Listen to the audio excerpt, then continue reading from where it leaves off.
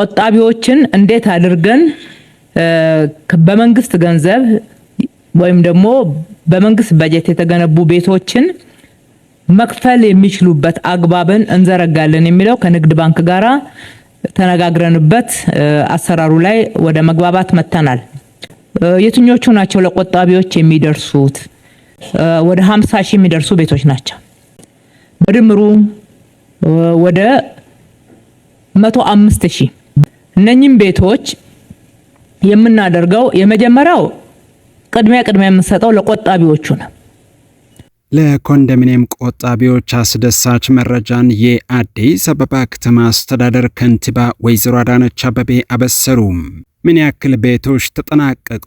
እጣው መቼ ይወጣል? ክፍያው ስንት ነው? የሚለውን ጨምሮ በዝርዝር ተናግረዋል።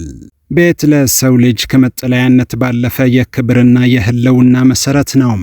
አዲስ አበባ ባለፉት 5 ዓመታት በየመድረኩና በየምክር ቤቱ ስብሰባዎች ላይ በዋናነት የሚነሳው አንገብጋቢ አጀንዳ የቤት ጥያቄ ነው። ዛሬም ድረስ በርካታ ነዋሪዎች ተመዝግበው እየቆጠቡ እጣ መውጣትን በጉጉት የተጠባበቁ በእጃቸው ቁልፍ መያዝን አልመዋል። በዝርዝር እንመለከታለን። የኮንዶሚኒየም ጉዳይን በተመለከተ እየተከታተለን ስለምናቀርብ ቻናሉን ሰብስክራይብ ማድረግ አትርሱ። እስከ መጨረሻው አብራችሁን ቆዩ። አጠቃላይ የኮንዶሚኒየም ግንባታና የቆጣቢዎችን ሁኔታ በተመለከተ የአዲስ አበባ ከተማ አስተዳደር ከንቲባ ወይዘሮ አዳነች አቤቤ ያደረጉትን ንግግር ቃል በቃል እንዲህ ይቀርባል። ባለፉት 5 ዓመታት በከተማ አስተዳደሩ ምክር ቤት ስብሰባዎች ላይ የቤት ጥያቄ ያልተነሳበት አንድም የውይይት መድረክ አላሳለፍንም። ይህ ጥያቄ ከነዋሪው ማህበረሰብ መሰረታዊ ፍላጎት ጋር ቀጥተኛ ትስስር ያለው በመሆኑ አመራሩ በየደረጃው ካለው ማህበረሰብ ጋር በሚያደርጋቸው ውይይቶች ሁሉ በዋናነት የሚነሳው ይሄው የቤት ጉዳይ ነው። መንግስት እየሰራ ያለውን ስራ የምክር ቤት አባላት ቢገነዘቡም ፍላጎትና በአቅርቦት መካከል ያለው አለመመጣጠን ግን ጥያቄው አሁንም እንዲቀጥል አድርጎታል።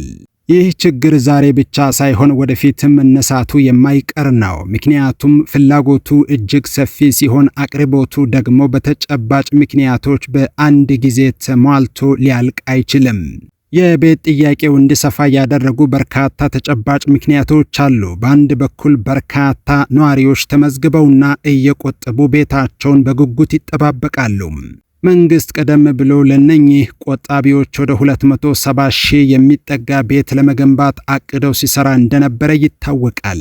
በሌላ በኩል ደግሞ ፍላጎቱ አዳጊ በመሆኑ በየጊዜው አዳዲስ ቤት ፈላጊዎች ይጨምራሉ። ወደ ከተማችን በስራ ፍለጋ የሚመጣው ሰው ቁጥር ከፍተኛ መሆኑ እንዲሁም በከተማዋ ውስጥ ያለው ወጣት ራሱን ችሎ ለመኖር በደረሰበት ዕድሜ ቤት መፈለጉ ጥያቄውን አባብሶታል።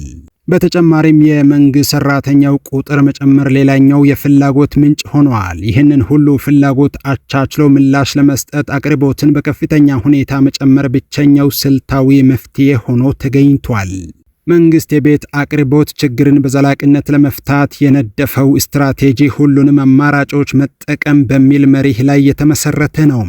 ይህ ማለት ሁሉንም የቤት ፈላጊ ፍላጎቶች በአንድ የግንባታ አይነት ብቻ መመለስ ስለማይቻል የሚከተሉትን 5 ስልታዊ አማራጮች በዝርዝር ቀርጾ ወደ ስራ ገብቷል። አንደኛ፣ መንግስት በቀጥታ በጀት መድቦ የሚሰራበት አማራጭ። ይህ አማራጭ መንግስት በቀጥታ ከከተማው አስተዳደር ካዝና ትሬጀሪ በሚመድበው በጀት የሚከናወን ነው። እንደ ድሮ ከባንክ ብድር ሳይጠብቅ ከተማዋ ከምታመነጨው የውስጥ ገቢ የሚገነባ በመሆኑ ግንባታው በገንዘብ እጥረት እንዳይቆም ተደርጓል። እነዚህ ቤቶች በዋናነት ለቆጣቢዎችና አቅመ ደካማ ለሆኑ የህብረተሰብ ክፍሎች ታሳቢ ተደርገው የሚሰሩ ናቸው። ሁለተኛው፣ የመንግስትና የግል ሴክተር አጋርነት ወይም ፐብሊክ ፕራይቬት ፓርትነርሺፕ። ይህ አዲስና ውጤታማ አሰራር መንግስትና የግል ባለሀብቶች ወይም ሪል ስቴቶች ተቀናጅተው የሚሰሩበት ነው። በዚህ አግባብ መንግስት መሬት በነጻ ያቀርባል፣ የግል ባለሀብቱ ደግሞ ግንባታውን በራሱ ካፒታል ያከናውናል።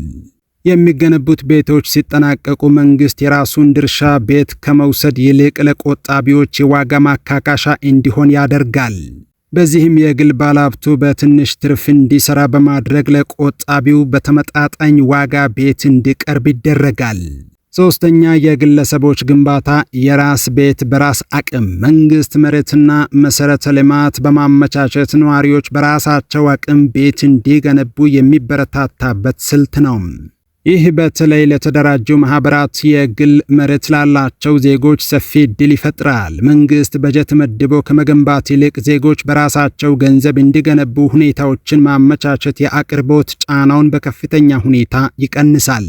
አራተኛ የሪል ስቴት አልሚዎች ግንባታ ለከተማዋ ከፍተኛ ገቢ ያላቸውንና በራሳቸው አቅም አፓርትመንቶችን መግዛት የሚችሉ ዜጎችን ታሳቢ ያደረገ ነው።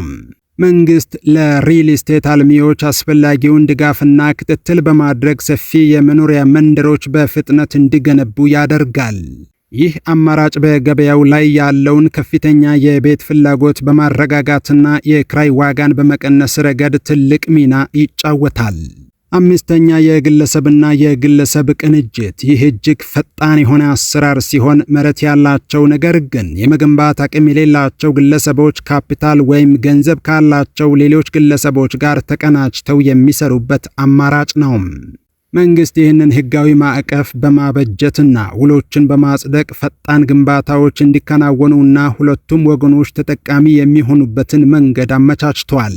ባለፉት 5 ዓመታት ውስጥ በግል ሴክተሩ ጭምር ወደ 480 ሺህ የሚጠጉ ቤቶች ለአቅርቦት በቅተዋል። ከነዚህ ውስጥ ቆጣቢዎችን በተመለከተ 139 ሺህ የሚሆኑት የጋራ መኖሪያ ቤት ወይም ኮንዶሚኒየም ቤቶች ናቸው። እነዚህ ቤቶች ከለውጡ በፊት ተጀምረው የቆሙትንና በተለያዩ ምክንያቶች ሳይጠናቀቁ የቆዩትን በማጠናቀቅ ለህዝብ እንዲደርሱ ተደርገዋል። ይሁን እንጂ ግንባታው በብዙ ፈተናዎች ውስጥ ያለፈ ነው። ከተማ አስተዳደሩ ከዚህ ቀደም በነበረው ብልሹ አሰራር ምክንያት ከ60 ቢሊዮን ብር በላይ የባንክ ዕዳ ተረክቦ ነበረም።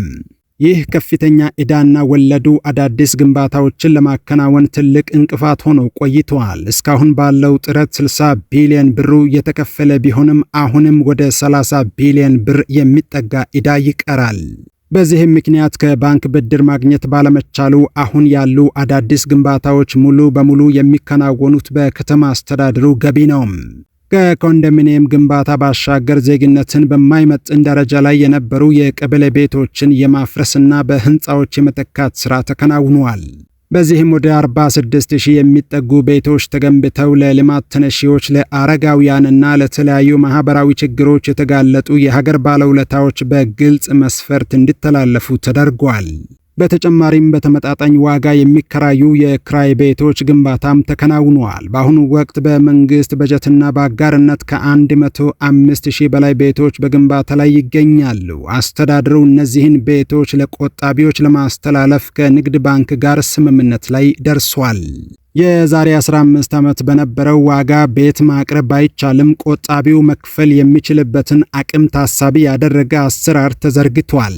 ቆጣቢው በተመጣጣኝ ዋጋ ቤት እንዲያገኝ መንግስት የራሱን ድርሻ ለዋጋ ማካካሻ ይተዋል። የግል ባለሀብቱም በትንሽ ትርፍ እንዲሰራ በማድረግ ቤቶቹ አፎርደብል እንዲሆኑ እየተሰራ ይገኛል። በአሁኑ ወቅት በከተማዋ በተለያዩ አቅጣጫዎች የሚከናወኑ የቤት ግንባታዎች እጅግ ተስፋ ሰጪ በሆነ ፍጥነት ላይ ይገኛል። መንግስት ትኩረት ሰጥቶ ከሚከታተላቸው ሳይቶች መካከል ግንባታቸው ከ40% ጀምሮ እስከ 95% ድረስ የደረሱ በርካታ ሳይቶች አሉ። እነዚህን ሳይቶች በዝርዝር ስንመለከታቸው አንደኛ አቃቂ ወርቁ ሰፈርና ገላንጉራ ሳይቶች ናቸው። በእነዚህ አካባቢዎች የሚገኙት ቤቶች በአብዛኛው ወደ ማጠናቀቂያው ምዕራፍ ተቃርበዋል። በተለይም በአቃቂ ወርቁ ሰፈር አካባቢ ያሉት ግንባታዎች ፊኒሺንግ ስራቸው እየተጠናቀቀ በመሆኑ በቅርብ ጊዜ ውስጥ ለተጠቃሚዎች ዝግጁ ይሆናሉ ተብሎ ይጠበቃል። እነዚህ ሳይቶች በስፋታቸውና በሚይዙት የቆጣቢ ቁጥር ከፍተኛ ድርሻ አላቸው። ሁለተኛው የቱሉ ዲምቱና አካባቢው ሳይቶች ናቸው። በከተማዋ ዳርቻ የሚገኙት እነዚህ ሳይቶች ወደ ማጠናቀቂያ ደረጃ እንዲመጡ ከፍተኛ ክትትል እየተደረገባቸው ይገኛል። ቱሉ ዲምቱ ላይ ያሉ ቤቶች መሰረታዊ ግንባታቸውን አጠናቀው አሁን ላይ የመሰረተ ልማትና የውስጥ ለውስጥ ስራዎች ላይ ትኩረት ተደርጎ እየተሰራ ይገኛል። ሶስተኛ የሰባት ደረጃ ሳይቶች ናቸው። እነዚህ ግንባታዎች ደግሞ በከተማዋ እምብርት አካባቢ የሚገኙ ሲሆኑ የከተማዋን ገጽታ ከመቀየር ባለፈ ለነዋሪዎች ምቹ የሆነ የመኖሪያ አካባቢ ለመፍጠር ታቅደው እየተገነቡ ናቸው። ግንባታቸውም በተያዘላቸው የጊዜ ሰሌዳ መሰረት በጥሩ ሁኔታ እየተከናወነ ይገኛል። አራተኛ የቅጠል ተራና አካባቢው ግንባታዎች ናቸው። በቅርብ ቀን የተጀመሩት የቅጠል ተራ ፕሮጀክቶች ልዩ ባህሪ ያላቸው። እነዚህ ቤቶች በአብዛኛው ለልማት ተነሺዎችና ለአካባቢው ነዋሪዎች ቅድሚያ የሚሰጡ ናቸው። ግንባታቸው በዘመናዊ መንገድ የተጀመረ ሲሆን በአጭር ጊዜ ውስጥ ተጠናቀው ለነዋሪው እንዲደርሱ ሌት ተቀን እየተሰራም ይገኛል። በማህበር ተደራጅተው እንዲሰሩ በተሰጠው እድል መሰረት 119 ማህበራት ወደ ግንባታ ገብተዋል። መንግስት መሬትና መሰረተ ልማትን በነጻ በማቅረብ ድጋፍ እያደረገ ሲሆን ከነዚህ ውስጥ ቆጣቢዎችና መምህራን ተጠቃሚ ናቸው። ከመምህራን ቤቶች ውስጥ ከ630 በላይ ቤቶች ወደ ግንባታ ገብተዋል። ቀሪዎቹም በዝግጅት ላይ ናቸው። በተጨማሪም በሪል ስቴት በግለሰቦች ደረጃ ከ23000 በላይ ቤቶች እየተገነቡ ናቸው። በአጠቃላይ በአሁኑ ወቅት በመላው ከተማዋ 165903 ቤቶች በግንባታ ሂደት ላይ ይገኛሉ። የመንግስት ቀጣይ እቅድ በየዓመቱ 100,000 ቤቶችን በመገንባት የአቅርቦት ችግርን መፍታት ነው። ይህም የሪል ስቴት ገበያውን በማረጋጋት ሽያጭና የክራይ ዋጋ ተመጣጣኝ እንዲሆን በማድረግ የዜጎችን እንግልት ይቀንሳል። መንግስት ብልሽት ያለባቸውን አሰራሮች በማስተካከልና የመቆጣጠር ኃላፊነቱን በመወጣት የነዋሪውን የቤት ጥያቄ ለመመለስ በትጋት መስራቱን ይቀጥላል። 95% የተጠናቀቁ ቤቶች ዕጣ በቅርቡ ይወጣል በማለት ለኮንዶሚኒየም ቆጣቢዎች ተስፋ በመስጠት ንግግራቸውን የከተማ አስተዳደሩ ከንቲባ ወይዘሮ አዳነች አቤቤ ቋጭተዋል። ይህንን ጉዳይ የተከታተለን ወደ እናንተ ስለምናደርስ ቪዲዮ ስንለቅ ቶሎ እንዲደርሳችሁ ቻናሉን ሰብስክራይብ ማድረግ አትርሱም።